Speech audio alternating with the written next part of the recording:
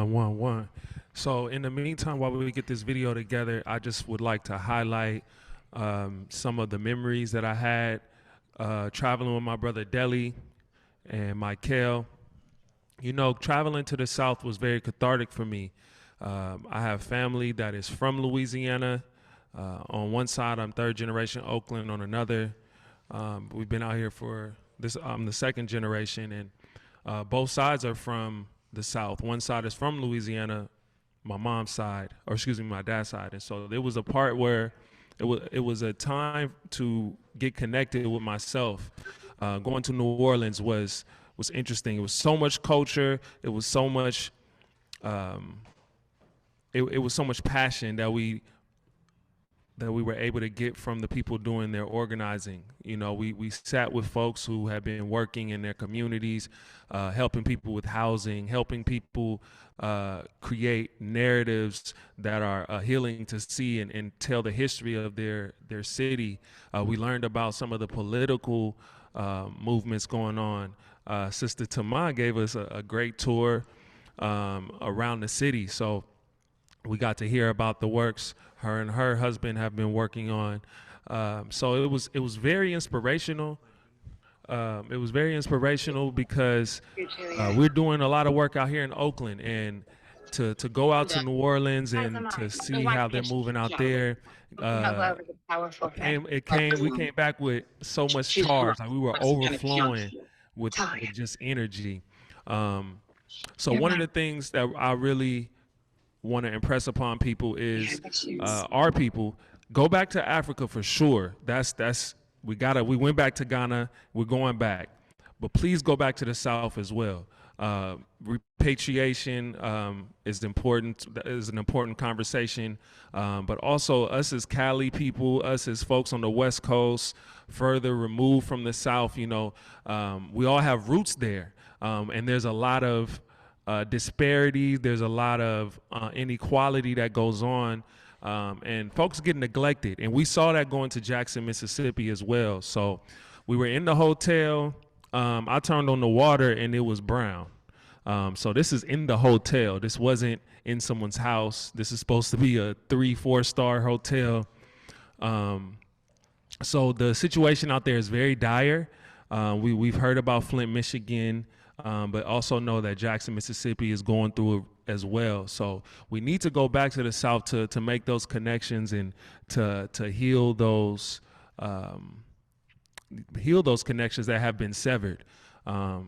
Would you like to add anything, my brothers? Yeah. Like you said, go back to the South, but also reinvest into the South as well.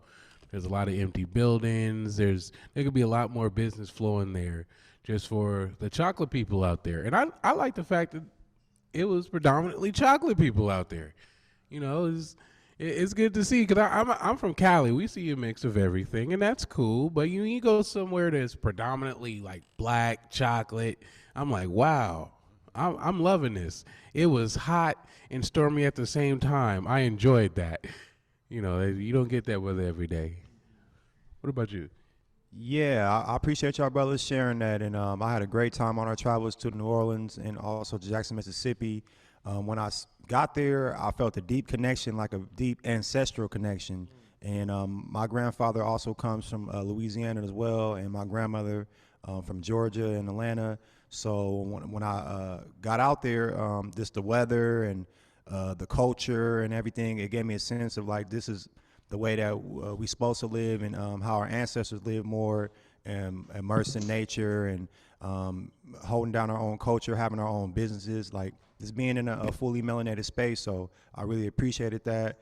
Also appreciated the rich culture that New Orleans holds, with a lot of Mardi Gras Indians and all the different arts and statues and figures they had around the town representing our ancient culture. Was very nice to see. And Jackson, Mississippi, it was just very slow. You know, it was a place I felt like I can just sit and meditate for some time without no kind of distractions. And also we did see that water crisis happen very early before we even left. Like the brother was saying, we seen the water quality was very poor, and we definitely need to go back to support, but also we need to go back and build out in the South. You know, in the West Coast, in the Midwest, is very expensive with high taxes and property value, but we can go back and build ecosystems and sustainable housing for our melanated people in the South. So definitely appreciate the journey, and yeah, we got a video we recorded that documents our travels, and we look forward to y'all seeing it. So yeah, we're gonna cue it up in 1 second. Okay. Aren't aware, please go research Cooperation Jackson. Go research Chokwe Lumumba. Go research that movement, the Jackson Kush Plan. The work that they put in to, really put forth this vision of having Jackson, Mississippi be an industrial center for the South was very powerful. So powerful, in fact, that I think it has some consequences. And so I think more folks should know about what happened with that brother Chokwe Lumumba, and be aware of his untimely passing. It did not stop their progress, though. We were able to see the garden, the acre garden that Co-op Jackson has, as well as their 3D printing facility that they're building. So the work continues to go on. One thing that it showed me is that oppression is very intentional, and in California sometimes it can get masked with beauty and access. In Jackson, it's hard to cover. You can't sweep it under the rug. Every other building was empty. High school sized buildings uninhabited. For what reason? With homelessness right in front of it, you got people walking with no home in front of empty buildings, and we see a sample of that out here. But out there, where property is, not as expensive as it would seem, it doesn't make sense. So we got to go back to the South, reinvest in the South. Are we queued up with the video? Okay, it's time for y'all to check it out. These are At Repair Nations, we want to help Black youth launch cooperative enterprises that lead to sustainable economic security. This year, our theme for our conference is I versus We, How to Repair a Nation. In 2022, we visited multiple cooperatives in the South to learn about the work that they're doing. Our first stop was in New Orleans. Amy Stelly of the Claiborne Avenue Alliance Design Studio, as well as Tamai Yisrael and Jasmine of Cooperation New Orleans, gave us a tour of New Orleans, and we were able to talk about some of the issues affecting their city.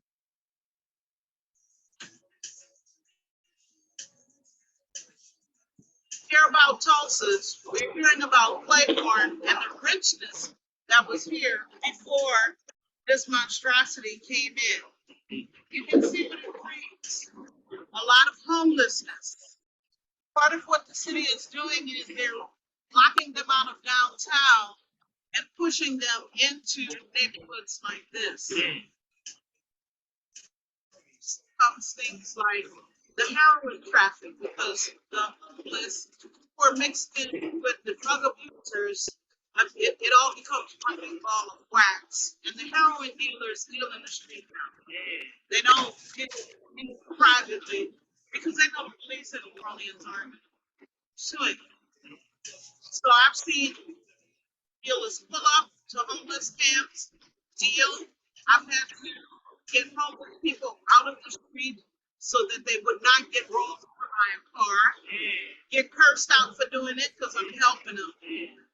So this is not anything that creates a good environment in any city. You can see it's dirty. And one reason I wanted to stop up in here is because you're recording and you can capture the level of noise. Those of us who live near these highways, whether it's here, Oakland has theirs, this is the noise, this is what you have to deal with and contend with daily. It is not good for Black neighborhoods. After the tour, we met Dr. Lou Yisrael, a co-lead in Cooperation New Orleans, a group that helps provide training and helps find funding for workers to buy businesses and turn them into cooperatives.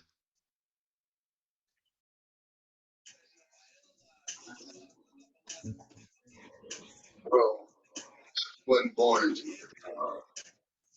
But born in Chicago.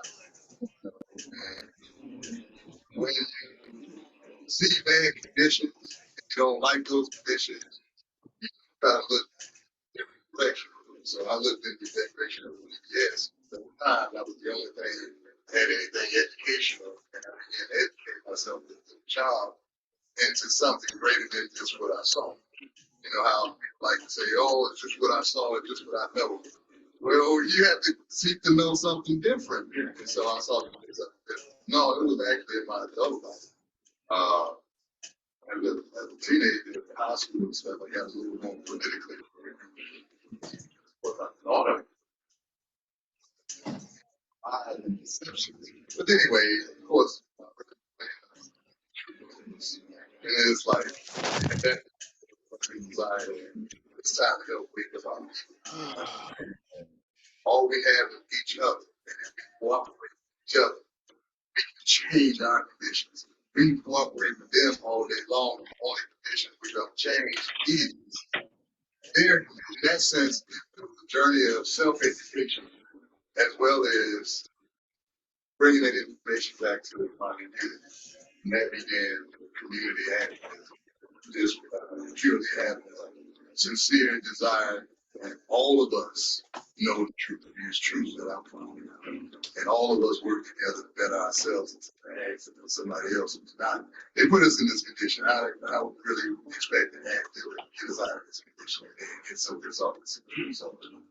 After that, we visited the historic Bayou Road in the 7th Ward, home of Pagoda Cafe, a local staple that has recently turned into a cooperative. We spoke with Kanoni Moreto, Bree Regis, and Claire Morgan, former employees, now co-owners.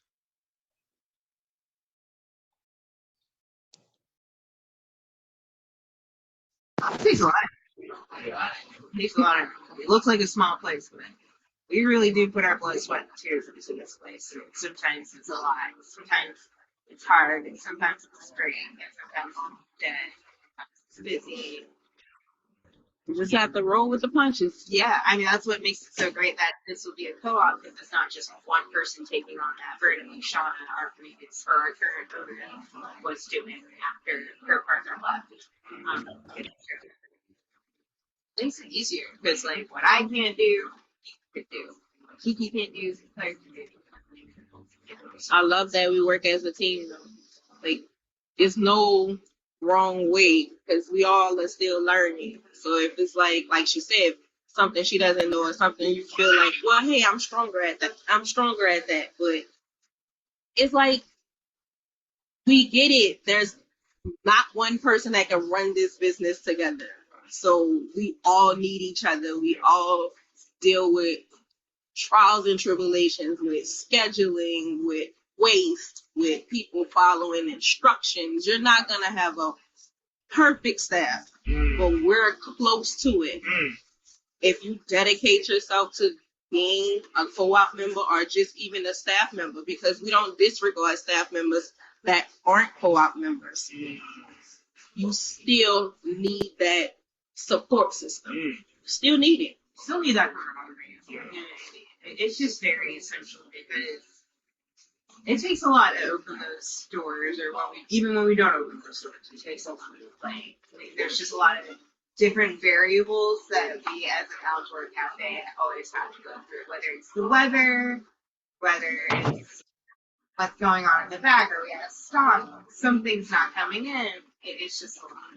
Our last stop in New Orleans was with Helena Neely, founder of the Lower Ninth Ward Neighborhood Empowerment Network Association, where we talked about their work and how they're improving and empowering their community.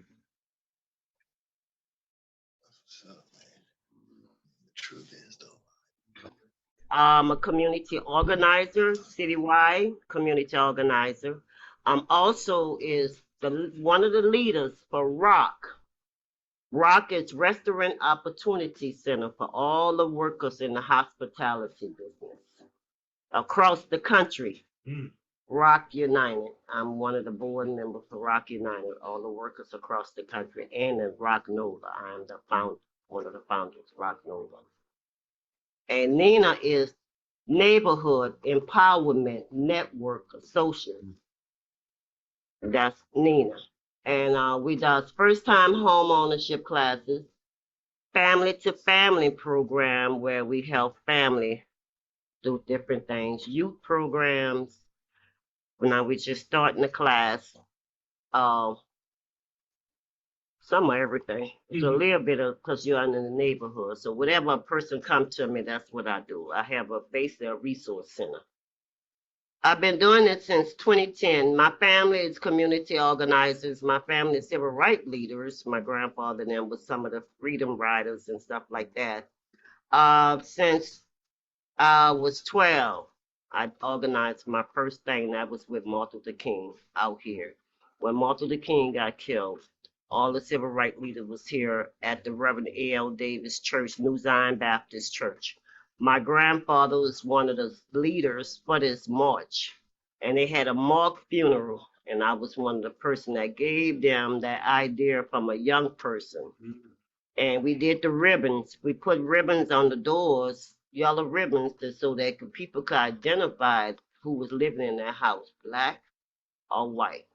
Because at that time, they was burning down everything around the city, around the country, because of Martin Luther King. So, and we did a mock funeral, and with some of the biggest civil rights, from Jesse Jackson to Al Sharpton, everybody was here, and I was, 12 years old. That was my first thing.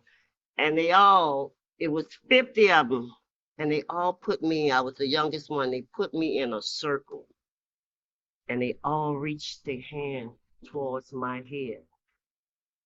And I'm telling you, it felt like electric went through there. And I was bad at that time because I was on punishment at that church. I was on punishment, but that punishment turned into something greater.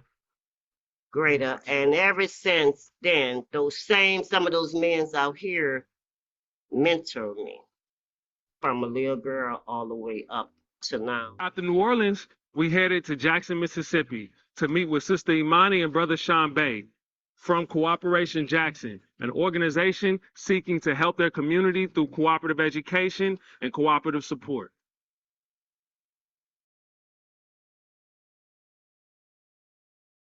This vehicle to start cooperatives so we can have ownership of our labor and products, and vehicle to be self-sustainable in this community of Jackson.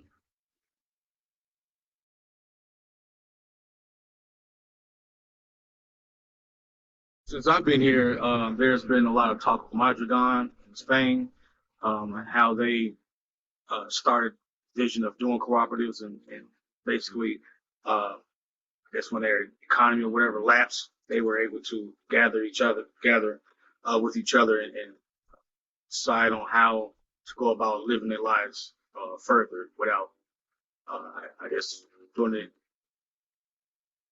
being involved like government-wise, like more sustainable for themselves, people power. And also, cooperatives are not new to people in the Black community because we've had a history of coming together and establishing our own communities and working for each other ourselves. And of course, what's happened with that, when we establish our communities, others who do not like what we've done, being self-sufficient and independent, they come and destroy it. But I would that this organization and other organizations like this remember the lessons of the past, that we don't repeat whatever it is that caused us to fail, but we stay together. And right now, this is part of our struggle, is us trying to remain cohesive as a group and also take care of ourselves in spite of anything. If the government is not going to do it for us, then we need to do it for ourselves because we're perfectly capable of doing it. So that's also another reason, another thing that's inspired us. I know personally inspired me to be a part of this and wanted to do that because it's something that we need to do. As the cooperative movement continues to spread across the African diaspora, Repaired Nations is excited to bring education, resources, and community to each and every one of you. Welcome to the 2022 Black Solidarity Cooperative Conference.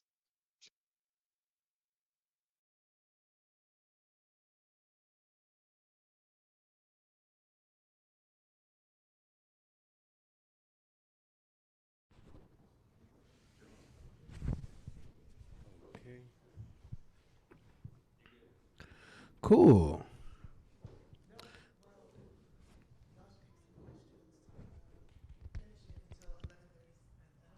Okay, so let's take a few minutes. Does anyone have any questions or comments? Let's digest what we just watched. Let me pull up the chat.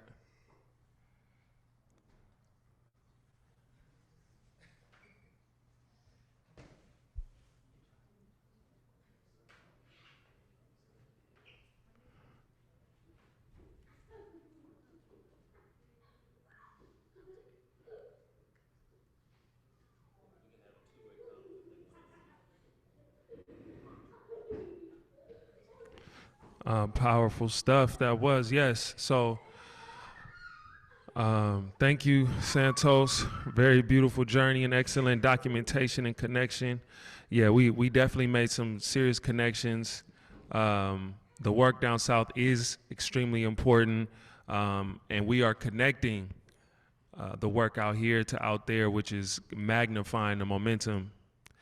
Yeah, and we did meet some other businesses, small businesses that we highlighted on our page as well, that we didn't even necessarily go out there to interview, but there were some very entrepreneurial black folks out there that we just had to highlight.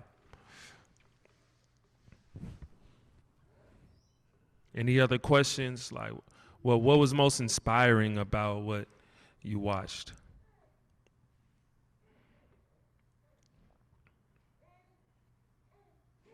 Very powerful and on point. Thank you, Hyphy Healer. Appreciate that.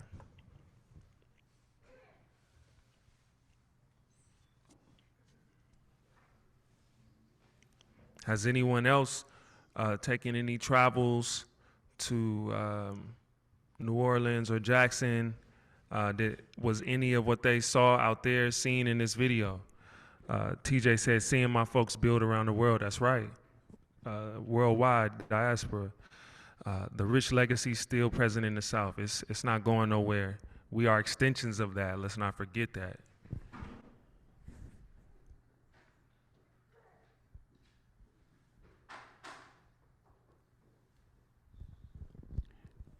It's nice to hear the advancements. What advances have we made in Co-op Jackson? Outside of the seas? The fact that such a film exists is what moves me. Oh yeah, I'm glad we went out there just to shoot some film. We're going to be doing a longer doc. Just know that. Right, we had to condense our interviews into 10-minute, 15-minute segments. There were a lot of jewels being dropped. One of my favorite was when we sat with the sister in the 7th Ward, and she spoke about her history working in the South, but also just working in this world. You know, she talked about how she worked in the World Trade Center before 9/11, and how she was a head chef, you know, hired by the white owner, and you know, a lot of time the managers would hate on her and try to put her down, but the owners would come and see how hard she works and put her above the managers, you know. So she had all of these stories of just how she persevered, and how that energy was still with her in the South, and she's been helping a lot of people with that same warrior energy that she had even back then.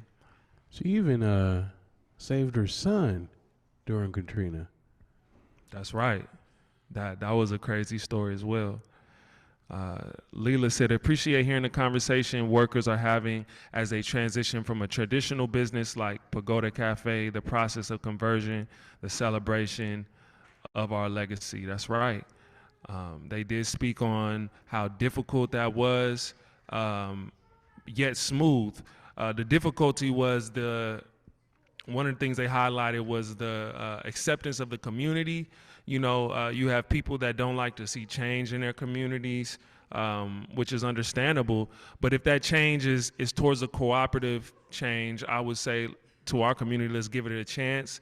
And Pagoda Cafe had folks that were from that community that were now co-owners in that. There was a sister sitting off to the side in that interview that you didn't see, but she was speaking, who grew up. She said she used to play in that kitchen, and now she's a worker owner. So cooperatives can give a chance of progression to people who otherwise may have not had that level of access.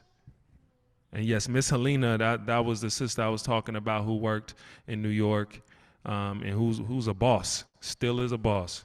Oh, we got a question from Santos Soul. What are some things you saw that you feel can be adopted, that can be adopted the community where you live, or adopted in the community where you live? I got something for that. So one of the things we saw was the appreciation for the native culture there. The indigenous people had a few statues and memorials dedicated to them, and even small museums. Like we learned about Big Beautiful, who was a indigenous Mardi Gras Indian who put a lot of work into his headdress and his Mardi Gras attire, and it took a lot of time and a lot of effort, and his clothes or his headdress was put out for display. And you know, we're on Ohlone land in California, and in the Bay. So to honor our indigenous peoples, I don't think it happens enough, and I would like to see more of that.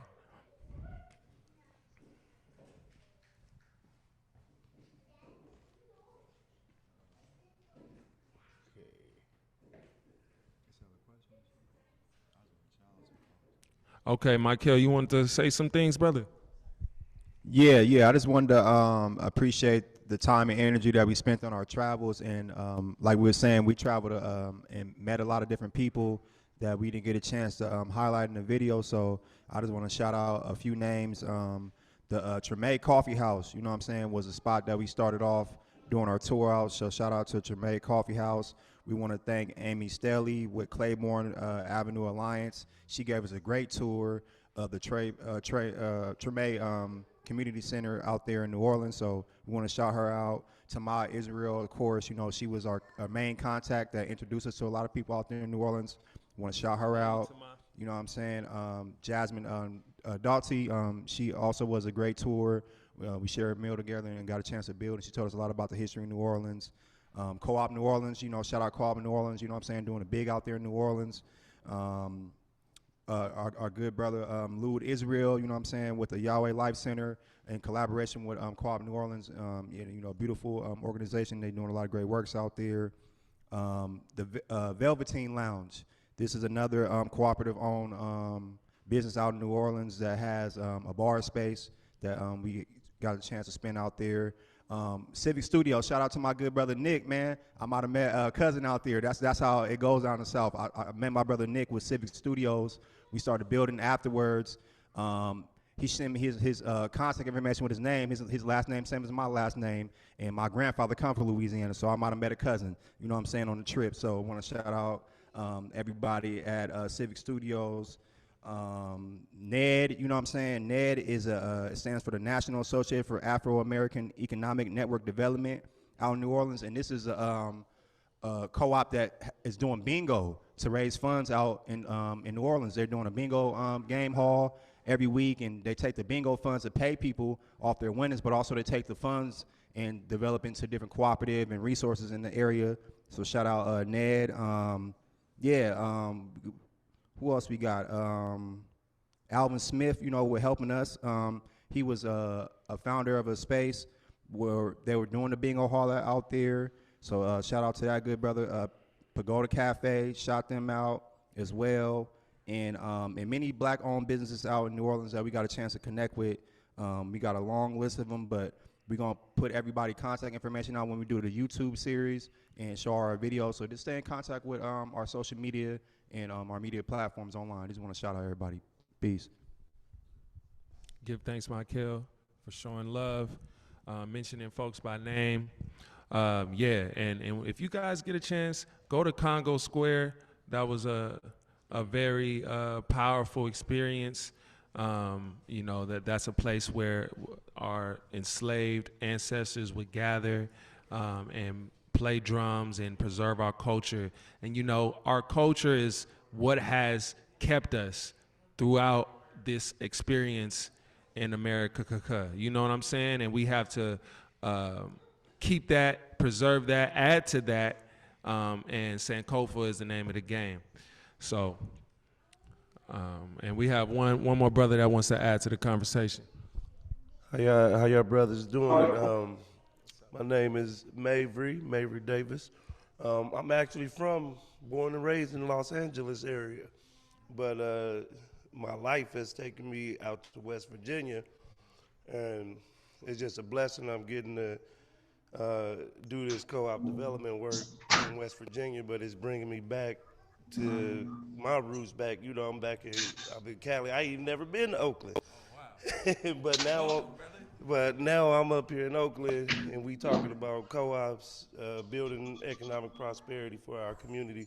And a little bit later today, I'm going to be talking on some of the work we do in West Virginia. So we talking about connections. We all over the world. We worldwide. We nationwide, and I'm just happy to be a part of this.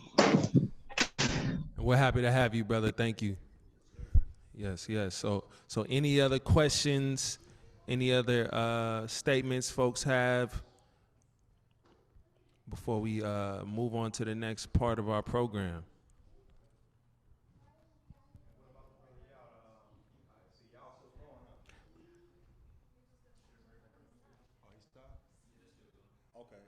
So you got like another 4 minutes.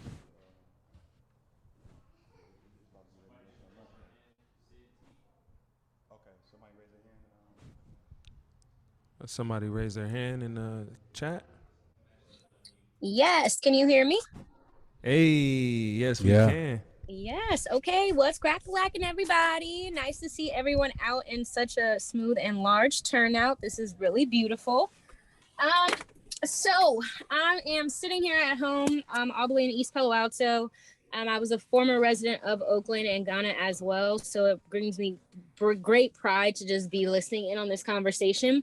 But to the gentleman that was just talking about how we can honor Native and Indigenous spaces and pay homage to, you know, the struggle that took place on this land as well, how do you supposedly do that? Like, ideally, what does that look like?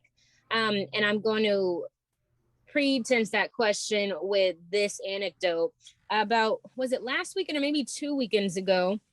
Merritt College actually held the 50th anniversary powwow event where Native Americans of all different tribes and backgrounds came out to display their headdress and their native, you know, dances and their wear, and they had contests and things for the babies and all of that good stuff.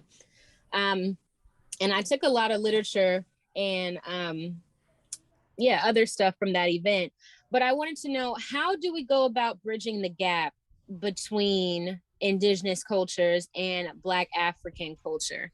And as someone who has made it their life's work to be involved in both cultures, I'm having trouble with finding those points of connectivity outside of struggle and strife.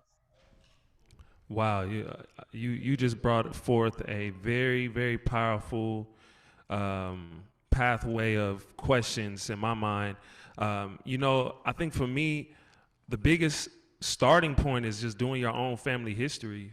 That's the first connections that you have to the native people is your own bloodline, especially if you've been out here for longer than a couple generations.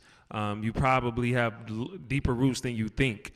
So I would say start there. And then I love that you say you've gone to events that were curated by our Native and Indigenous brothers and sisters. I think that's also a good step, is to go out of your comfort zone. You know, their culture may seem a lot different than ours as Americanized Black people, right? But at the same time, going there, you may find a lot of similarities. There's a lot of love for planet Earth, a lot of love for the ancestors, a lot of pride in the way that they dress. And, you know, so these are things that we also have, regardless of if we're Americanized or not, right? We still do these things instinctively. We pour libations. We take much pride in how we look. You know what I'm saying? And we build in community instinctually.